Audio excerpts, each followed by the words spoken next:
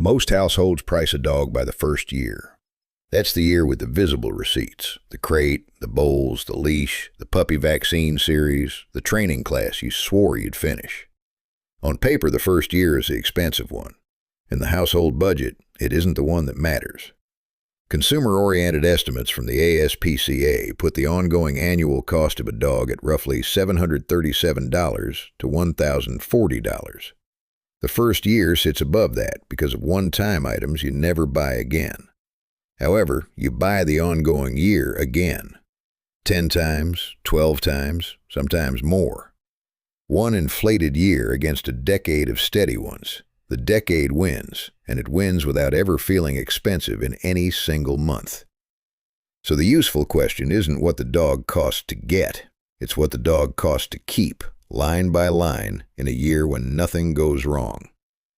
Start with acquisition, because it's the only line you fully control. Shelter and rescue adoption fees typically run $50 to $350. That range varies by region, by age of the dog, and by whatever adoption promotion the shelter is running that month. What sits inside the fee matters more than the fee. Shelters commonly bundle the initial vaccinations, the spay or neuter, and the microchip into the adoption price. You're buying a dog with the first medical block already closed. A purebred puppy from a breeder is a different transaction.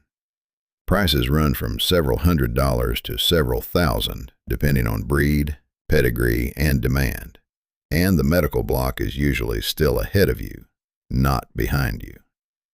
The honest comparison is $200 with the surgery and shots included against $2,500 with the surgery and shots still to buy.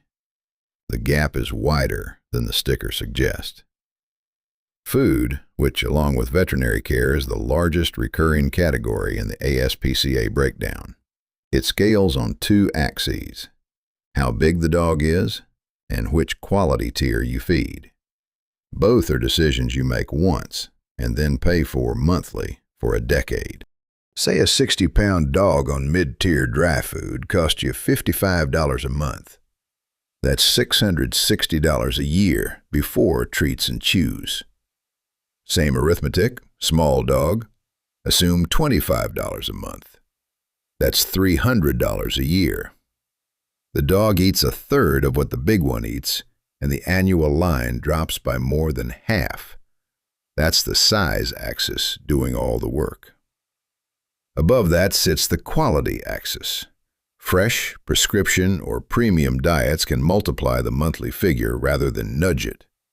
If your assumed $55 becomes $130, your annual food line goes from $660 to $1,560, and food alone now exceeds the entire ongoing band the ASPCA quotes. That's the arithmetic worth internalizing before you stand in the pet aisle. You're choosing a monthly standing order with a 10-year term. Routine medicine is the second big recurring block, and it's more predictable than people expect. A core vaccine package with the exam commonly runs $75 to $200 in U.S. general practice. That's the annual anchor. Around it sit the boring items: flea and tick prevention, heartworm prevention where it's indicated, the annual checkup itself. Preventives are dosed by weight, so your big dog pays more per dose than a small one. The same size axis as food, quietly applied to medicine. Treat all of it as one fixed yearly line and assume it runs year-round rather than seasonally, because in most climates, that's how it's actually prescribed. Built that way, routine care lands in the low hundreds annually in a year when nothing goes wrong. The one-time surgical block stands apart. Spaying or neutering runs roughly $150 to $500, depending on size, on sex, and on whether you use a low-cost clinic program or a full-service private practice. Female dogs and large dogs sit at the top of that range. If you adopted, that money may already be spent inside your adoption fee. If you bought a puppy, it's a first-year expense sitting on top of everything else in the most expensive year you'll have. Dental is the line nobody budgets. A cleaning under general anesthesia is a procedure. Anesthesia, monitoring, sometimes extractions and x-rays, and the price swings so hard by region and by what the vet finds that I'm not going to hand you a number I can't source. What I will say is that it exists, it recurs, and it gets more likely as the dog ages. Build it into the second half of the dog's life rather than pretending it belongs to nobody's budget. Grooming is where the average dog stops being useful. Survey data from the American Pet Products Association, a major source for pet spending, though not the only one, alongside market research firms and industry trackers, shows grooming spend concentrated in particular kinds of dog rather than spread evenly. Small, long-haired breeds, poodle crosses, and the designer mixes drive it. A coat that doesn't shed has to be cut, and cut on a schedule. Assume a groom every 6 to 8 weeks, and you've assumed 6 to 8 paid visits a year, every year, at your local rate. A short-haired large dog pays almost nothing there. Brush, bath, nails, done at home.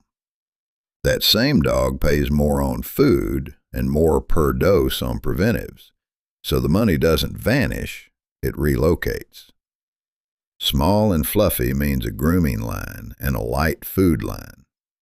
Big and short-coated means a heavy food line and near zero grooming. 2 dogs, similar annual totals, completely different spreadsheets. Assemble the ordinary year. Food is the biggest single block, scaled by size and tier. The vaccine plus exam package. Preventives every month. Either a grooming schedule or a food bill that's larger instead. License, replacement collars, poop bags, the toys that don't survive. Build it honestly, and you land close to that $737 to $1,040 band. That's the number worth holding, somewhere between roughly $60 and $90 a month, in a year when the dog stays healthy and you stay home. $60 to $90 a month is absorbable for the audience I'm talking to. It's a phone bill. Standard budgeting for a dog uses a 10 to 13 year window, and I'll use that here. Some longevity models stretch toward 20 years for smaller breeds, and large breeds often fall short of 10. So the frame is a first year that's inflated by one-time items, then 10 to 13 ordinary years at roughly $737 to $1,040 each. Every figure above is a number you can see coming. One emergency visit can cost more than a full ordinary year of dog ownership.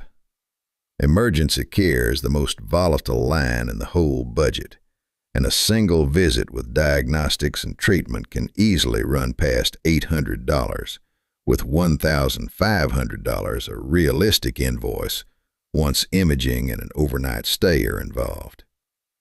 Set that against the routine year built above. The top of the ongoing annual band sits around $1,040, food, vaccines, preventives, and grooming included. One bad Sunday evening can equal all of it. A surgical emergency is a different order again. Those run into several $1,000s, depending on what has to be opened, how long the dog stays in, and what the recovery needs. Against a $60 to $90 month, that is not a rounding error. So why does a household that absorbs $80 a month without noticing still end up borrowing money for the dog? Nothing went wrong with the average. The variance did the damage. $80 a month is smooth. It arrives in 12 equal pieces. An emergency works the opposite way. One afternoon, one invoice, and these bills are typically settled at discharge rather than spread across the year. I can afford the dog, and I can afford the dog's worst week. are two separate statements about the same household budget. Consider the direction of prices. As noted, APPA and other market research firms track these spending trends.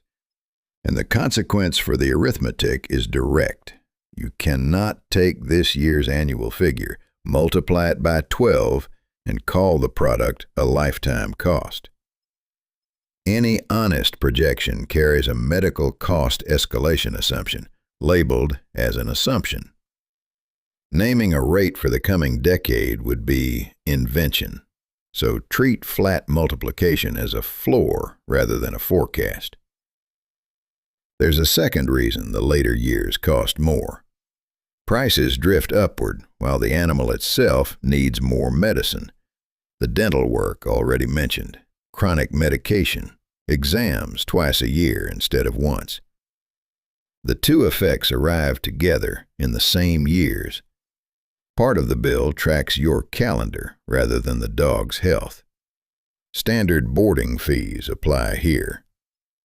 Medical boarding and holiday periods price above that. Run 2 weeks of travel a year through those rates. 14 nights at $40 a night is $560 for the year. Across a 10 to 13 year window, that comes to roughly $5,600 to $7,280 before any holiday surcharge. That single line is several times the entire acquisition and spay-neuter block combined. A sitter instead of a kennel changes the shape of the line. Somebody is paid per day either way, and the rate depends on how many visits and whether they stay overnight. There's also a version of this cost that never shows up on a statement. Plenty of owners simply travel less. Weekends get shortened. The trip gets declined because 8 nights of boarding lands on top of everything else that week. That leaves the question of what to do about the volatile half. 2 mechanisms exist, and they do different jobs. With many owners opting for insurance, it's important to note the purpose is not saving money on predictable care. Most policies are built around accident and illness, with a deductible under which routine visits simply sit. What the premium buys is risk transfer. You pay a known monthly amount so that an unknown 4-figure possibility becomes an insurer's problem, minus deductible, coinsurance, and whatever the policy excludes. Premium levels vary with breed, age, region, and the deductible chosen, which is why any single quoted figure for them tells you almost nothing about what you'd pay. Pre-existing conditions are the structural catch. A policy bought after the diagnosis does not cover that diagnosis, so the product is worth most at the point where it looks least necessary. The self-funded version is a named account, funded monthly, that exists for the dog and nothing else. To cover a surgical emergency, it needs several $1,000s sitting in it before the emergency, which means the first 2 or 3 years are the exposed ones. The reserve wins if the dog stays lucky, because whatever you didn't spend stays yours.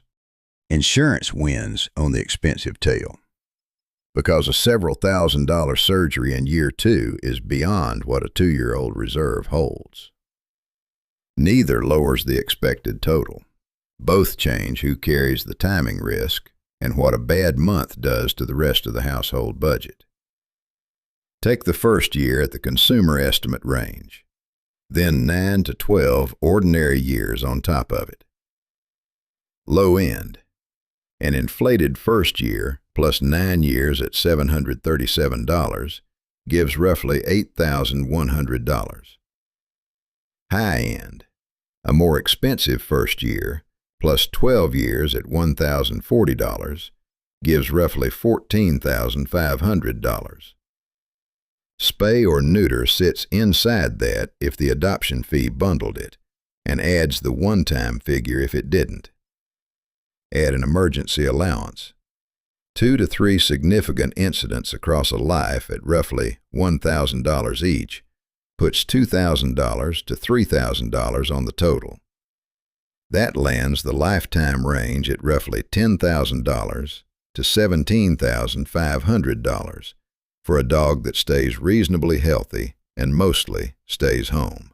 Add the boarding line for 2 weeks of travel a year, and the upper end moves past $24,000.